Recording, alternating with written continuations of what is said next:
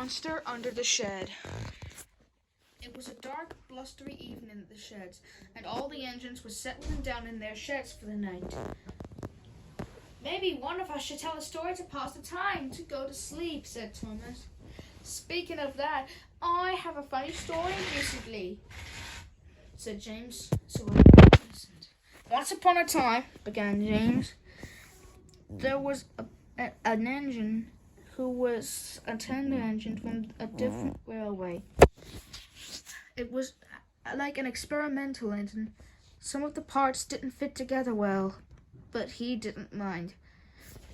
One day the station master called out, 'Brave engine, would you go to the end of the line to grab a coach that was left behind?' The brave eager engine replied, 'Of course,' and puffed away into the fog. But by the time he reached the end of the line, the fog was so thick he couldn't see anything. I'll just have to wait until morning,' said the engine, and he found an old shed to sleep in.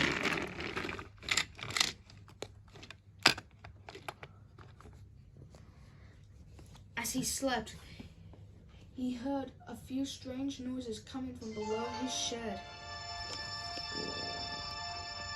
He opened his eyes and looked down, and he gasped in horror as he saw long fingers reaching for him through the floorboards with yellow eyes and red pupils staring directly at him. "Ah! Take my driver! Not me!" Then the engine raced out of his shed with the engine-eating monster chasing him through the fog.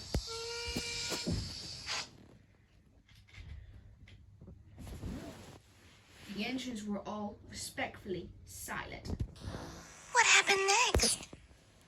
That's where the story ends, Sunshine. No one ever heard from the little blue engine ever again. But what about the monster? Don't be silly, Percy. It's just a story. What if the story is true? What if that engine-eating monster is out there chasing engines even as we speak? Oh, stop being such a scaredy cat, Percy. There are no such things as monsters.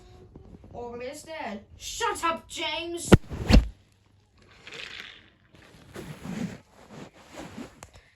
But later on, through the night, there were some strange noises coming from Percy's shed. Thomas was too horrified. Thomas and Gordon were fast asleep, but Percy heard something. "Gordon! Thomas! Help! There's a monster in my shed!"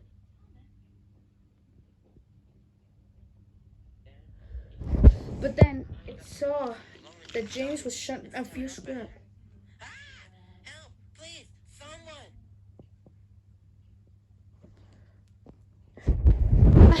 "What's the matter, Percy?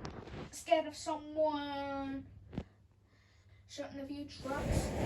Percy felt very embarrassed for making such a fuss.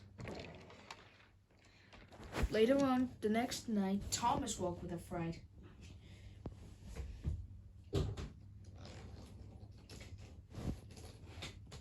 "Stop it, James," said Thomas.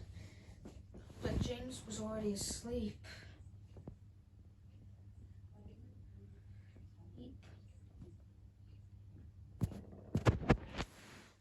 "If that isn't James, then maybe I really do have a monster under my shed," said Thomas. So he stayed awake all night to be safe.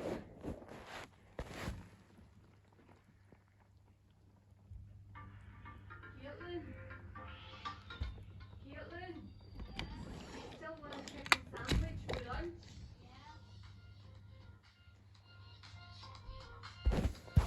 Later, Thomas met Percy at the dock.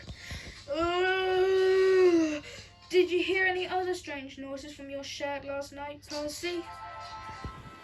"Not after James's silly prank," Percy said. Now Thomas felt very silly for staying awake all night.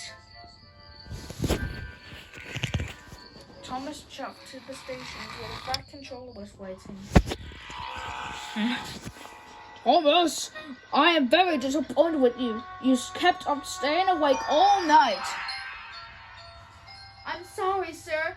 It's just Gordon was snoring too loudly and I couldn't get to sleep. Oh, I think my mother was once like that. What did you say? Nothing, Mom, nothing.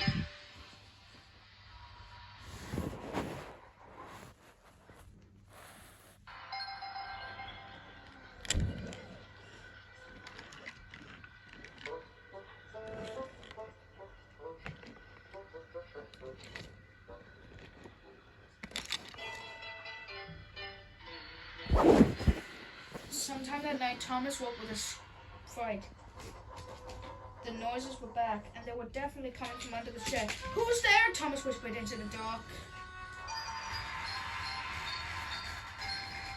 Go away, monster! Get out of my shed! Thomas ordered as he closed his eyes tightly. Thomas, stop the noise! But it's not me! Then what is it? It's the monster. What monster? You're one. Then, the others were still asleep. The noise is going to surely wake the others up. Yeah, they'll say we are us from the monster. But the other engines didn't stir. Suddenly, the doors of Thomas's shed began to rattle on their hinges. Oh, because there are no doors. Hey! Wait everyone, the suspense narrator! Yeah! Oh, certainly. Then they heard the sound of crates being knocked over.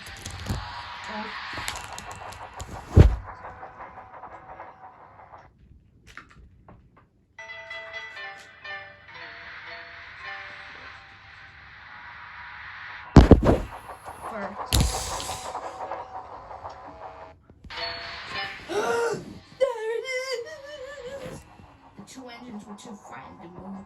Then, through the crates, they saw what it looked like a fake helicopter. No, it can't be! It's the horrible engine-eating monster!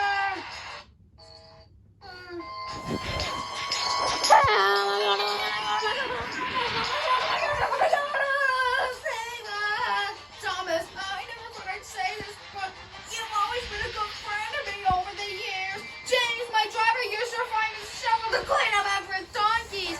What? What?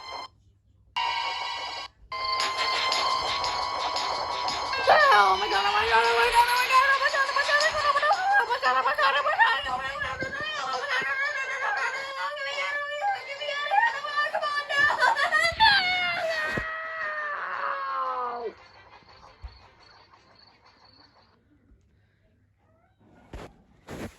Thomas and James clenched their own eyes shut. Twilight was the first to speak. The others spoke with the start.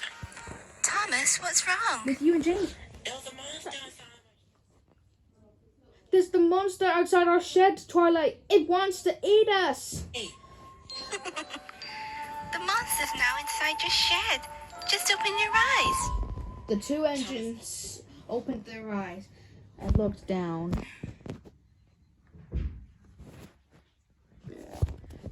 A hedgehog? You were afraid of a tiny hedgehog? and then he saw Rabbit's cat. I was afraid of it. Everyone all laughed. Out laughing. Everyone laughed, and Thomas laughed with them, but James felt embarrassed for making such a fuss. Horsey has a good imagination, but I guess yours, it might be good enough, Thomas. I think you're right. It's the only thing that in the world that can turn a tiny hedgehog into a big, scary monster.